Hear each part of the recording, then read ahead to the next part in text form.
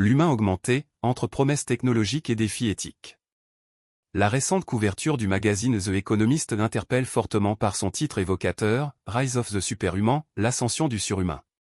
L'image choisie, une représentation graphique évoquant un être humain augmenté, aux membres multiples et aux attributs mécaniques sophistiqués, ouvre un débat pertinent sur l'avenir de l'humanité face à l'intégration croissante des technologies avancées et de l'intelligence artificielle.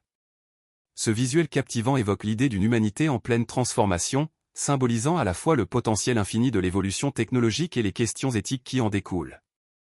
En effet, nous sommes aujourd'hui à l'aube d'une nouvelle ère où l'humain, de par son interaction quotidienne avec des applications et systèmes dopés à l'intelligence artificielle, deviendra progressivement augmenté.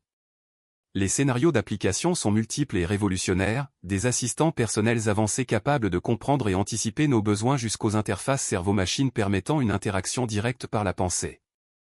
Cette image futuriste renvoie également à la réflexion sur l'identité même de l'humain, son autonomie, et la frontière ténue entre amélioration et dépendance technologique.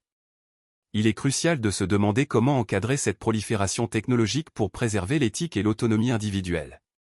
Quel sera le rôle précis des concepteurs d'applications intelligentes dans la construction de cette nouvelle humanité augmentée? La couverture de The Economist agit ainsi comme une invitation à une réflexion profonde et indispensable sur le contrôle, la responsabilité et les limites de cette mutation sans précédent de l'espèce humaine.